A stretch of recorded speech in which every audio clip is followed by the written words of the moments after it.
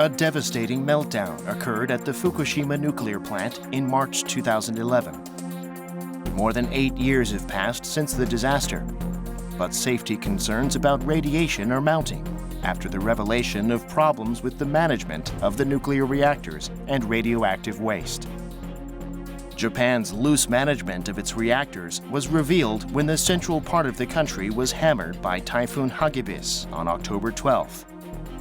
Bags full of radioactive waste were lost due to heavy rainfall when the typhoon swept through Fukushima Prefecture. A leak alarm from the local sewage treatment facility was activated at least 8 times.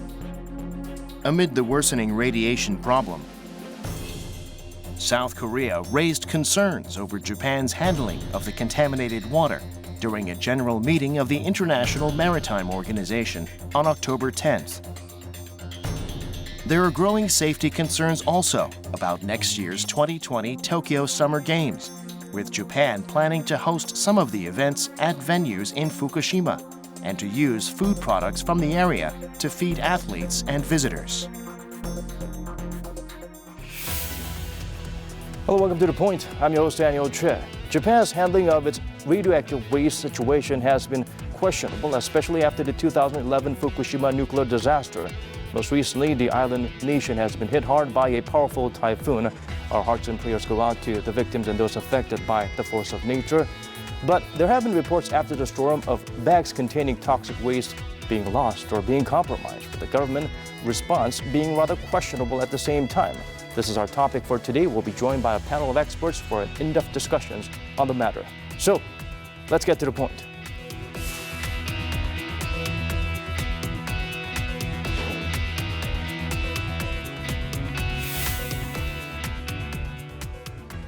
And to help us dissect today's topic into digestible bites, we are joined by Professor Lee Yun from Handong University.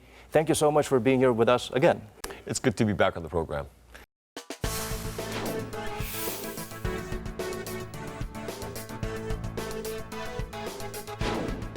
Well, our topic for today is from Japan again. On October 12, Typhoon Hagibis swept away reportedly bags of radioactive waste. The Japanese government has been rather unclear and fuzzy about the details.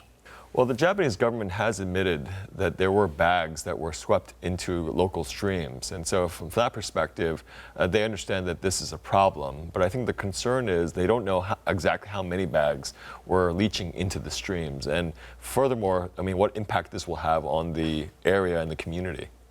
Right. The problem is there were some controversy surrounding how the government's flaws were pointed out by a reporter. Apparently, an Asahi Shimbun reporter revealed a footage of a ripped bag when one of the ministers, Tokyo's Environment Minister Shinjiro Koizumi, said that there was no environmental impact because of the missing bags.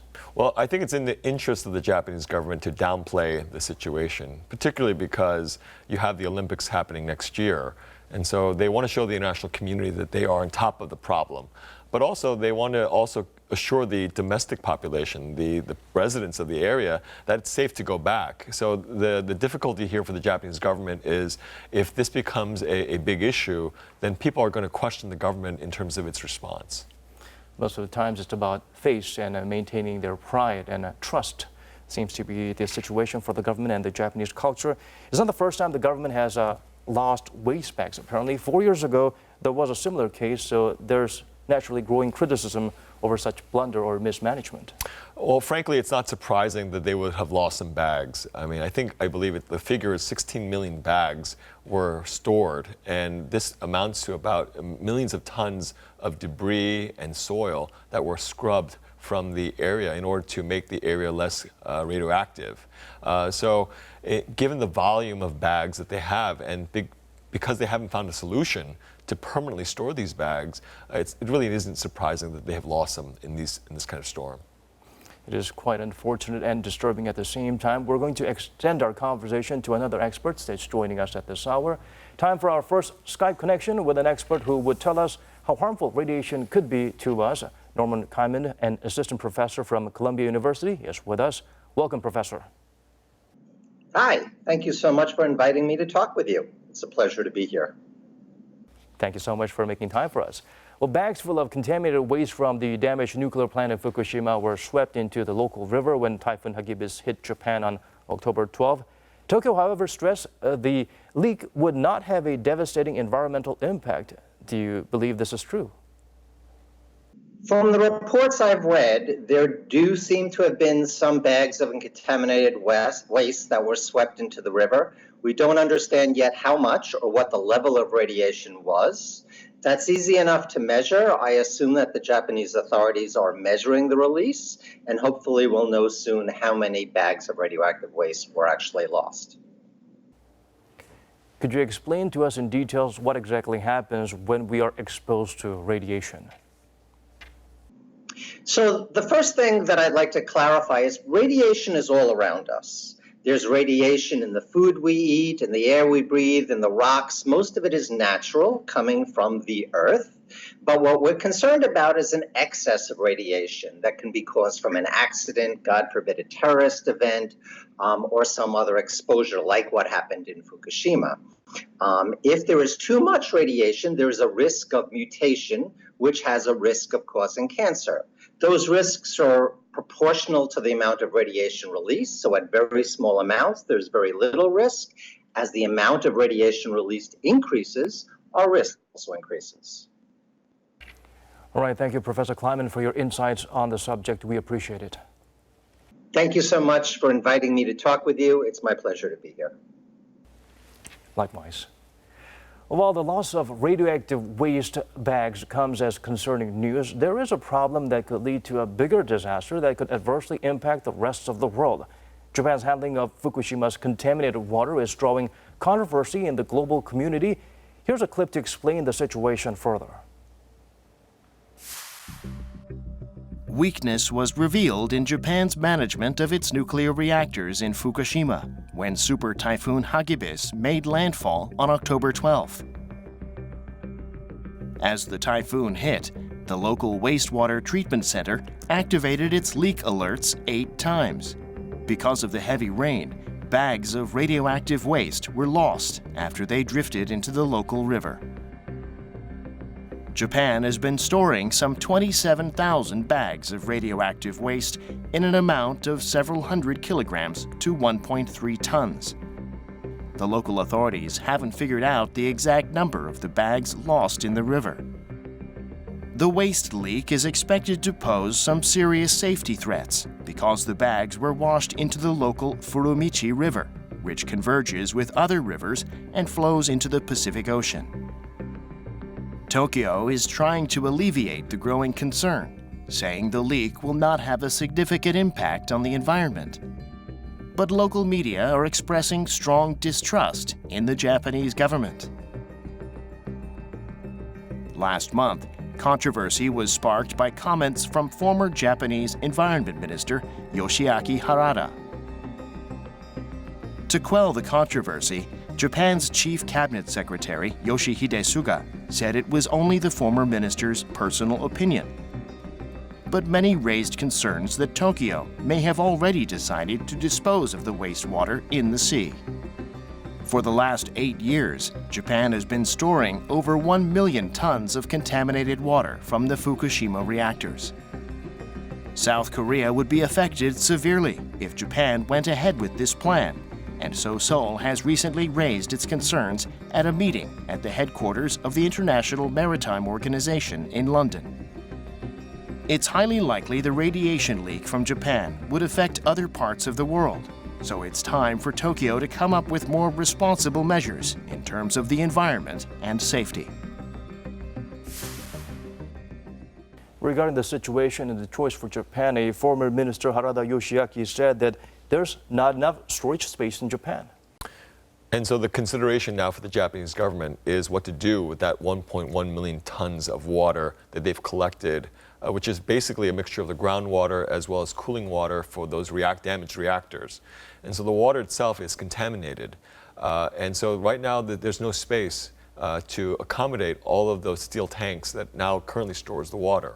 So one option that the Japanese government is considering and that the former minister suggested is to discharge that water directly into the Pacific Ocean. Now the difficulty with that, of course, is no one knows exactly what will result if that is discharged in that way. Now, normally, when it comes to the discharge of water, there are instances where this happens regularly.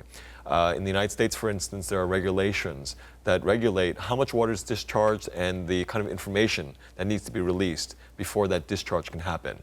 But in this case, the concern is, I think, on behalf of the people in the area, but also, I think, in the broader international community, is whether the Japanese government has a real plan to deal with this issue in an effective way, and whether they can trust the Japanese government to release the information that's necessary to make these kinds of decisions.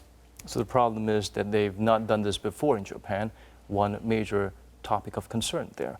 Now, its closest neighbor would be the most severely affected, and that is Korea. Now, for the Korean government, obviously, there's a great concern in terms of two things.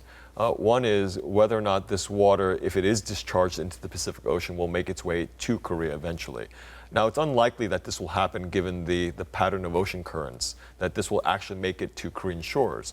But the real concern, I think, is the issue of food safety and things that relate to products that come from the area, and whether or not this food that makes it to Korea will have this radiation that may affect the human population.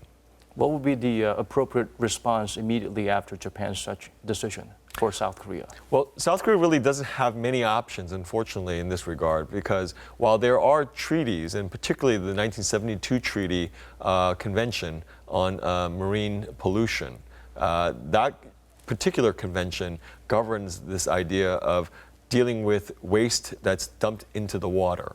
But within that convention, which is also known as the London Convention, there is a loophole insofar as that this really only deals with vessel-borne pollutants, not pollutants that are discharged from land.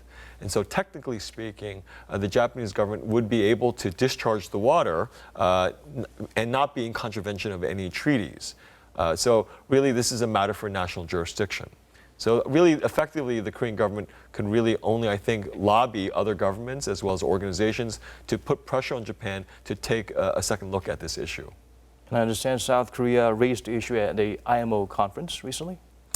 That's right. In this forum, you can raise these kinds of issues. But again, the issue related to the IMO or any other international organization for that matter is whether or not the organization can compel the Japanese government to actually stop doing what they plan to do. Now, these organizations don't have that kind of authority.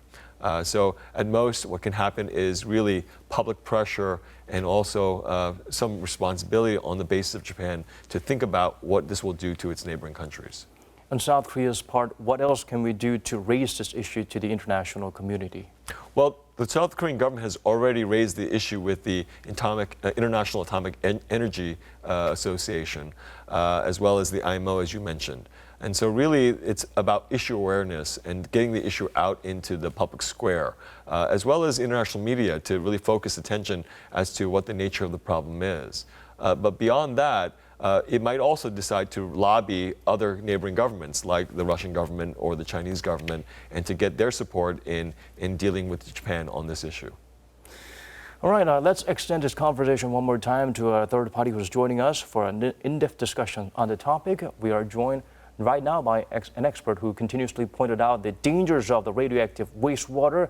Sean Burney, senior nuclear specialist with Greenpeace Germany, currently researching in Fukushima. Welcome to our program, Sean. Hi there. Hi.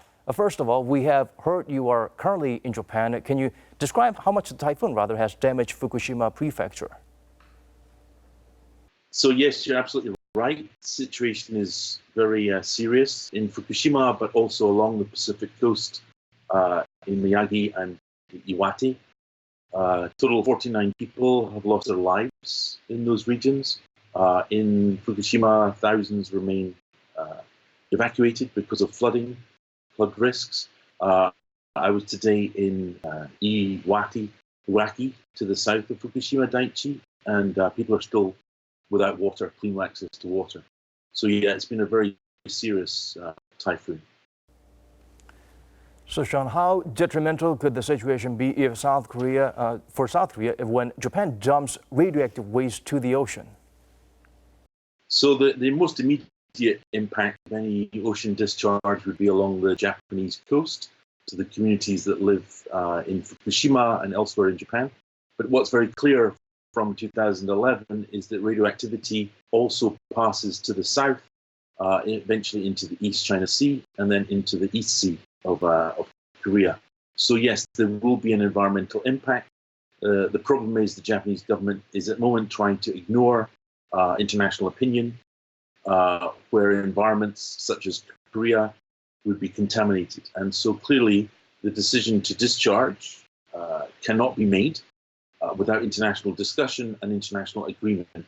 That's exactly what happened at the International Maritime Organization last month, where the Korean government, along with China and Chile, both expressed that there needed to be international discussion, cooperation. This is not a domestic issue for the Japanese government alone, but an international issue. And Seoul is reportedly joining forces with Greenpeace to raise concerns over Japan's handling of the issue. Could you elaborate more on how it would be addressed?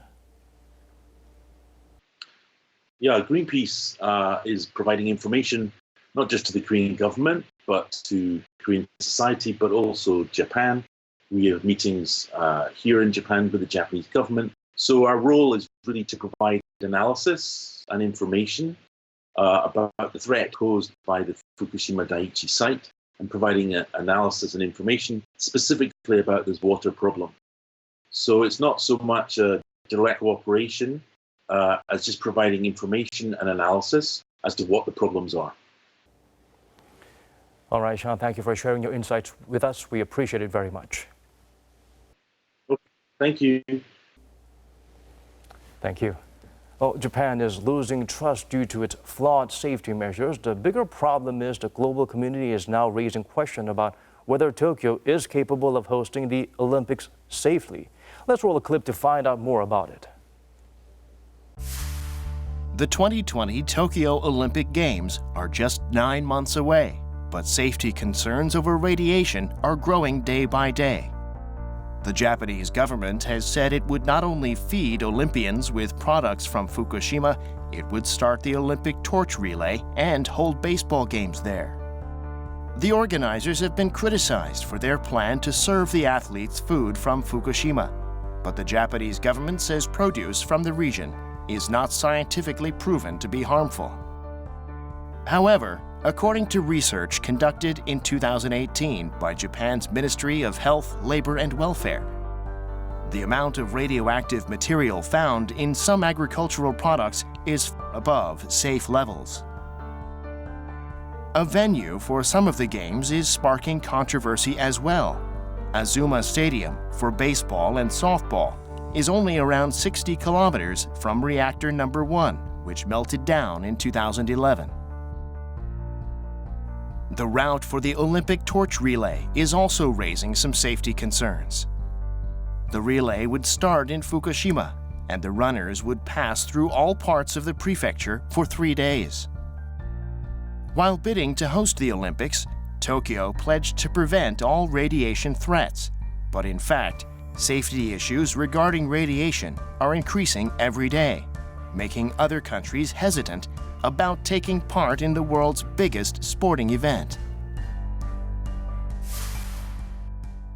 We understand that South Korea's sports and Olympic chief Lee Gi-hyung addressed a safety issue during his meeting with the IOC chief recently. This is an issue actually that I think has some interesting aspects to it. It's subject to different viewpoints. And so because the Korean government and the IOC chief from Korea has raised the issue, there's been a different interpretation given on either side as to what's going on. So from the Japanese perspective, there's a real concern, I think, that this is sort of a new front for the South Korean government to bring pressure on Japan, particularly in relationship to the tensions between the two countries recently involving the forced labor decision. Because these tensions have been raised and there's been a tit for tat between both sides, I think there's real concern on the Japanese side that the South Korean government seeks to undermine the Olympics next year and make this a political issue. And so there's the concern from the Japanese side. Now, on the Korean side, of course, there's, I think, an understanding that this is a sincere concern. This is not necessarily motivated by politics, but there is a concern about safety and the environment. And if South Korean athletes or athletes from other countries go and visit these sites close to the areas which were affected, there's an issue as to whether or not it's safe to actually go to those areas, but also to eat the food that apparently is going to be served from those regions. Initially, the IOC seemed to be standing by Japan's side, but after recent developments, they seem to be changing their stance and even seem to find the need to reassess the situation in Japan. And they seem to be losing faith in Japan's safety standards as of late.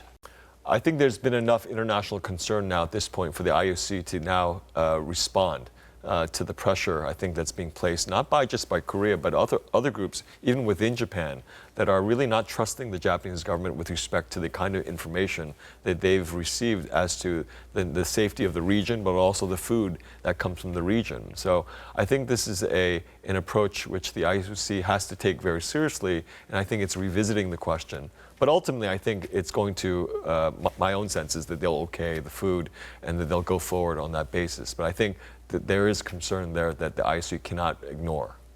Right. Whenever a global sporting event is hosted by a country, they will be under the microscope. The IOC announced that marathon and race walking, these two events will take place in Sapporo instead of Tokyo. The reason is favorable weather conditions, but is there more to it than meets the eye? Well, it's hard to say in terms of what the real motivation is in this regard. Certainly there's the implication, or at least some people might suggest, that this has to do with radiation-related issues. But I suspect that probably it's just the heat conditions in Tokyo in July, the sweltering conditions. We're familiar with this in Korea, that having a marathon in the middle of summer is really not optimal. And so if you could get a location that is a few degrees cooler and be in a position where the athletes can then perform at a better rate, therefore that would be a better place to have the marathon. It seems like right before hosting a very important global sporting event, the IOC and the host country seem to face a similar hurdle. Various issues are raised regarding its ability to carry out the event safely, especially pertaining to the athletes and visitors. These kinds of international events, whether you're talking about the Olympics or the World Cup, are events that really showcase the nation. And naturally, the nation and the country that's hosting the event wants to do its best to show the best face possible. But inevitably, given the large size of the event in terms of the moving parts that are in the event itself, and just the events that you cannot predict that will happen, these are the kinds of things that nations and countries that decide to host these events have to deal with constantly. And so in this case with Japan, they're going to have to deal with these kinds of issues on an ongoing basis because people are going to come to the event, participate in them, and then the country will have to demonstrate that it's safe, that everything will be running smoothly, that the infrastructure is there, but ultimately to have a successful event in showcasing the power of the country that's hosting it. Japan has been a very exemplary model country in the international community. What is with this recent lack of safety? What do you think is the main reason behind this recent unfortunate track record by Tokyo? I think there's a real difficulty for the Japanese government with respect to its perception in terms of what it wants to say to the Japanese people, but also to the international community. And I think this crisis involving the nuclear plant and the disaster really shows that there's a lot of pressure on the Japanese government to demonstrate that it's in control of this disaster. And I think this is a question for the government to really address in terms of what faith do the Japanese people have in the Japanese government, but also the international community with respect to how Japan deals with this kind of nuclear disaster. And ultimately, whether it can be transparent when it comes to the information that's releasing with regard to the safety of the people, but also the safety of the products that come from the region. Right. There seems to be a clear disconnect between Japan's ambition and its honesty with its people and the rest of the world. Hopefully they will be able to bridge that gap soon. Looks like we've run out of time, Professor Lee Yun. Thank you so much for coming in and making our program complete again. It was good to be here. Even though it's been 8 years since the Fukushima nuclear reactor meltdown, the threat of radiation still exists. As a global leader, Japan has looked to act more responsibly in handling the issue. Greater transparency and deeper concern for long-term repercussions could help them regain trust. That's all we have for you at this hour. Do join us again same time next week for a brand new episode of The Point. Thank you for watching.